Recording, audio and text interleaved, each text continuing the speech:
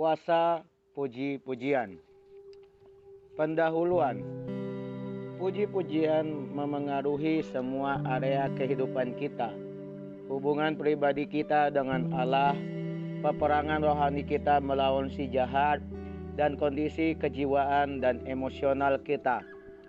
Pujian adalah suatu yang tidak bisa dilewatkan oleh orang Kristen. Puji-pujian adalah hal pertama yang harus kita lakukan pertama kali di pagi hari untuk memulai hari kita, dan menjadi hal terakhir yang kita lakukan di malam hari sebelum kita mengakhiri hari kita. Kita harus memulai dan mengakhiri doa kita dengan pujian kepada Allah. Alkitab menasihati kita untuk selalu memuji Allah pagi, siang, dan malam hari. Allah mendamaikan sebuah keintiman dengan setiap orang percaya, dan kita membangun hubungan itu lewat mempelajari firman-Nya dan bersekutu dengan Dia. Puji-pujian adalah bagian dari bersekutu dengannya. Pujian membawa keintiman, dan ketika kita mengalami sebuah hubungan yang intim dengan Bapa, maka kita akan mengalami kehidupan yang kekal. Saya sungguh percaya bahwa pelayanan kita kepada Allah melalui pujian adalah hal paling penting yang bisa kita lakukan dalam kehidupan kekristenan kita.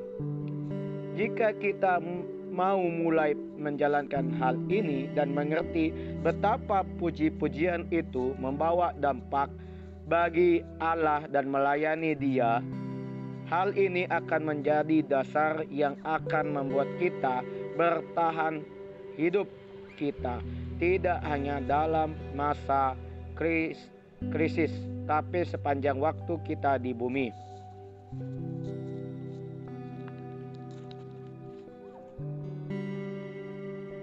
Bab pertama, mengapa kita memuji? Puji-pujian itu sebenarnya jauh lebih penting daripada yang dipikirkan oleh kebanyakan orang. Banyak orang Kristen percaya bahwa memuji dan bersyukur padanya adalah hal yang baik, tapi mereka melihat hal tersebut sebagai suatu pilihan. Dengan kata lain, memang baik jika kita memuji Allah, namun jika kita tidak memujinya pun bisa dimengerti, dan tidak ada orang yang memandangnya sebagai sebuah dosa. Namun bukan itu yang dikatakan firman Allah. Pujian adalah suatu perintah langsung dari Allah, bukan suatu pilihan. Memuji adalah suatu kebutuhan seperti yang kita lihat dalam Ulangan.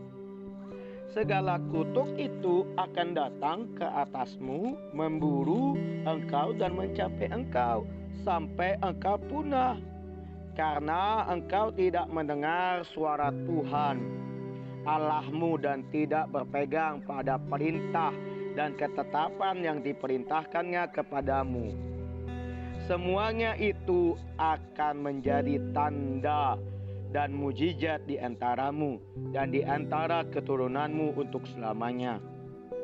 Karena engkau tidak mau menjadi hamba kepada Tuhan Allahmu dengan sukacita dan gembira hati, walaupun kelimpahan akan segala-galanya.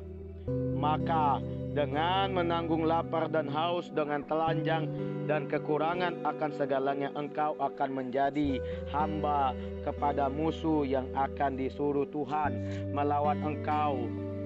Ia akan membebankan kuk besi ke atas tengkukmu sampai engkau dipunahkannya. Di dalam kitab Ulangan pasal ke-28 ayat 45 sampai ke-48. Meskipun ini tidak ditulis secara langsung kepada kita, karena kita bukanlah bangsa Israel dan tidak berada di bawah perjanjian ini. Namun tetap saja hal ini ditulis untuk peringatan dan pembelajaran kita. kita melihat betapa seriusnya Allah memandang puji-pujian dari umatnya. Alasan mengapa Allah mendatangkan segala bentuk kutuk ini ke atas mereka adalah karena mereka tidak melayani Tuhan Allahmu dengan sukacita dan gembira hati, walaupun kelimpahan akan segala-galanya. Itu adalah dosa di mata Allah. Ketika kita memikirkan penghukuman Allah atas bangsa Israel dalam Perjanjian Lama, kita akan berpikir tentang beberapa dosa menjijikkan seperti penyembahan berhala, percabulan, pembunuhan, dan lain sebagainya. Hanya sedikit orang yang berpikir bahwa Allah menjatuhkan perhukuman pada umatnya hanya karena mereka tidak memiliki sukacita dan tidak bersyukur atas apa yang telah Dia lakukan bagi mereka. Percabulan mereka memang merupakan bagian dari penghukuman mereka. Tapi kurangnya sukacita dan hati yang bergembira itu termasuk dalam dosa mereka. Mereka tidak mensyukuri kelimpahan yang telah Allah berikan kepada mereka. Puji-pujian tidak dipersembahkan kembali kepada Allah. Hal ini membuat puji-pujian menjadi suatu hal yang bukan pilihan, yaitu hal yang menyenangkan untuk dilakukan jika kita menginginkannya, jika kita merasa suka untuk melakukannya, atau jika kita merasa nyaman untuk melakukannya. Hal ini mengangkat puji-pujian naik ke sebuah alam yang dimaksudkan Allah. Dia layak menerima pujian kita. Meskipun Anda tidak memiliki apapun juga yang bisa membuat Anda memuji Allah, atau meskipun tidak ada hal yang baik dalam kehidupan Anda tetap harus memuji Allah. Mengapa? Karena Dia memang layak dipuji. Penulis Mazmur 107 memulai dengan mengatakan, "Bersyukurlah kepada Tuhan, sebab Ia baik, bahwasanya untuk selama-lamanya kasih setianya." Di dalam kitab Mazmur 107 ayat pertama. Kemudian untuk 6 ayat berikutnya, dia memberikan pujian kepada Allah karena perbuatannya yang hebat yang telah dilakukan bagi bangsa Israel, terutama karena dia telah membawa bangsa Israel itu keluar dari tanah Mesir, dan dia telah melakukan berbagai mujizat dan juga telah membebaskan mereka dari penderitaan mereka. Dalam mazmurnya, si pemazmur mengulang perkataan ini sebanyak 4 kali. Biarlah mereka bersyukur kepada Tuhan karena kasih setianya, karena perbuatan-perbuatannya yang ajaib terhadap anak-anak manusia. Di dalam kitab Mazmur 107 ayat yang ke-8. Si penulis tidak sedang mengatakan bahwa manusia harus memuji Allah karena hal itu akan menguntungkan mereka secara pribadi. Meskipun memang hal itu membawa keuntungan bagi hidup mereka, dia tidak sedang mengatakan bahwa kita harus memuji Allah, karena hal itu akan mengalahkan musuh kita. Meskipun itu adalah kebenarannya, dia sedang mengatakan dari sudut pandang Allah. Dia sedang menceritakan hati Allah dan memberitahu bangsa itu untuk memuji Allah karena kebaikannya. Dengan kata lain, Allah itu layak disembah. Allah layak mendapatkan puji-pujian kita. Dia telah melakukan begitu banyak untuk kita. Meskipun seringkali kita gagal untuk mengenali bahwa Dia menginginkan pujian kita sebagai balasannya.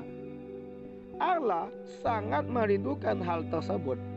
Ini sangat mirip dengan hubungan antara orang tua dan anak. Allah mengasihi kita seperti orang tua mengasihi seorang anak, dan Dia menginginkan kasih kita sebagai balasannya. Dalam hal ini, Alkitab memiliki kebutuhan dan Allah membutuhkan kasih itu diberikan kepadanya. Bayangkan jika Anda benar-benar mengasihi seseorang dan memberikan kasih Anda kepadanya. Maksud saya adalah Anda benar-benar mengasihi dia, bahkan sampai pada titik di mana Anda mengorbankan anak Anda sendiri agar orang yang Anda kasihi bisa bebas. Sekarang jika Anda telah melakukan semua itu untuk dia, namun dia berbalik dan tidak berterima kasih kepada Anda atas apa yang telah Anda lakukan padanya, apakah hal itu menyenangkan hati Anda? Jika dia tidak merasa bersyukur, jika dia tidak kembali melayani Anda, apakah Anda akan merasa diberkati? Sungguh tidak dapat dibayangkan bahwa ada seseorang yang benar-benar mengasihi dan tidak mengharapkan untuk dikasih kembali. Setiap orang yang mengasihi pasti memiliki kebutuhan untuk dikasihi. Saya yakin Allah memiliki kebutuhan tersebut. Jangan salah paham terhadap saya. Saya tidak sedang mengatakan bahwa Allah merasa tertekan, kecil hati atau galau karena dia tidak menerima kasih yang seharusnya ditujukan kepadanya. Allah jauh lebih besar dari itu semua. Tapi saya percaya bahwa Allah mendambakan kasih kita. Dan saya yakin dia tidak senang ketika kita tidak mengasihi dia sebagaimana mestinya. Saya tidak sedang mengatakan bahwa dia tidak menyukai kita, tapi hal itu tidak menyukakan dia karena dia mendambakan pujian kita. Berilah kepada Tuhan kemuliaan namanya, sujudlah kepada Tuhan dengan berhiaskan kekudusan. Di dalam kitab Mazmur 29 ayat yang kedua. Mazmur 66 ayat 4 berkata demikian, seluruh bumi sujud menyembah kepadamu dan bermazmur bagimu, memazmurkan namamu, Selah. Aku hendak bersyukur pada Tuhan karena keadilannya dan bermazmur bagi nama Tuhan yang maha tinggi. Di dalam kitab Mazmur 7 ayat yang ke-18. Siapa yang mempersembahkan syukur sebagai korban, ia memuliakan aku. Siapa yang jujur dalam jalannya, keselamatan yang dari Allah akan kuperlihatkan kepadanya. Di dalam kitab Mazmur 50 ayat 23. Aku hendak memuji Tuhan pada segala waktu, puji-pujian kepadanya tetap di dalam mulutku. Di dalam kitab Mazmur 34 ayat yang kedua. Pujilah Tuhan, hai jiwaku, pujilah namanya yang kudus, hai segenap hati batinku. Di dalam kitab Mazmur 103 ayat 1. Dalam Alkitab kita diperintahkan untuk memuji Allah, memuliakan Dia dan menyembah Dia. Saya suka dengan Mazmur 104. Mazmur 100 ayat 4. Masuklah melalui pintu gerbangnya dengan nyanyian syukur ke dalam pelatarannya, dengan puji-pujian dan bersyukurlah kepadanya dan pujilah namanya. Seperti inilah seharusnya hubungan kita dengan Dia. Demikianlah seharusnya kita memulai doa kita memasuki gerbangnya dengan rasa syukur dan perantarannya dengan pujian. Inilah yang didampakkan Allah karena Dia sangat mengasihi kita dan ingin menerima kembali kasih kita. Suatu kali saya berada di sebuah konferensi misi dan seorang pria sedang berbicara tentang pentingnya misi. Dia membuat pernyataan bahwa satu-satunya pembenaran untuk keberadaan kita di bumi ini adalah untuk membawa jiwa-jiwa kepada Allah. Saya mengerti inti yang sedang dia coba sampaikan. Dia sedang mencoba menghimbau orang banyak untuk mengetahui, hei, kita seharusnya pergi keluar dan membagikan iman kita. Saya setuju dengan maksud hati dan inti yang sedang dia nyatakan. Namun ketika dia mengatakannya, Allah berbicara kepada saya, tidak, itu bukanlah satu-satunya pembenaran. Itu bukanlah satu-satunya cara kau dapat membenarkan keberadaanmu di bumi ini. Saya rasa disinilah banyak sekali orang Kristen yang salah mengerti. Kita berpikir bahwa apa yang layak kita berikan kepada Allah, satu-satunya hal yang harus kita persembahkan kepada Allah adalah pelayanan kita. Itu tidak benar. Allah merindukan kita secara pribadi, tidak hanya apa yang dapat kita berikan kepadanya, tidak hanya apa yang dapat kita lakukan untuk Dia.